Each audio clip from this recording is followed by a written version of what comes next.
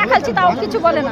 বাজাতে বলছি, এখনো বলছি, তারপরে আমাকে পুলিশ কোনো কথা শুনছে না। কি বলছে পুলিশ? পুলিশ এখন বলছে আমাকে দাও, তারপরে আমি তুমি অ্যাকশন নিও। পুলিশ কি ইচ্ছা করে এই ধরনের আপনাদের মারধর সেটা করছে? করতে বুঝতে পারছি না। এখন যদি পুলিশ করে থাকে তো পুলিশ করে খেলছে, সেটা বুঝতে পারছি না। হামলা কেন করলো আপনার উপরে? আমি জানি না তো কি কারণে করলো, তাদের কি মনে ছিল আমি জানি না সেটা। আপনি কি রাজ্যের মুখ্যমন্ত্রীকে আর্জি জানাবেন যে এইভাবে আপনারা? অবশ্যই জানাবো, কি কারণ জানাবেন? আমাদের যে এতগুলো হয়রানি হচ্ছে, তার মধ্যেও হয়রানির কারণে আমাদেরকে আবার মার খেতে হচ্ছে, সেটা আমাকে দেখা দেওয়া হবে। পুলিশ কোনো ব্যবস্থা নিচ্ছে না সেটা কি বলবেন? পুলিশ তো ব্যবস্থা নিচ্ছেই না, কোনো ব্যবস্থা এখন অব্দি পুলিশ নিল না।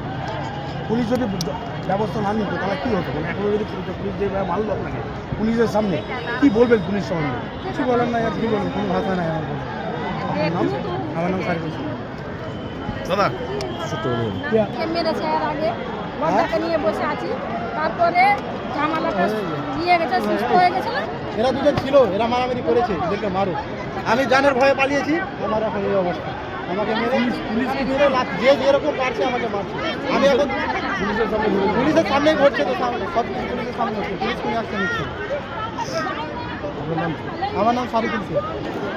ভিডিওটা দেখে তোমরা বুঝতে পারছো যে দেখো ছেলেটাকে এনআরসিতে এখানে এসে এখানে এসেছিল হিয়ারিংয়ের জন্য, ওই জন্য ছেলেটাকে মেরেছে, প্রচণ্ড মারা গেছে। পুলিশ কোনো অ্যাকশন নিচ্ছে না, ছেলেটা বললো।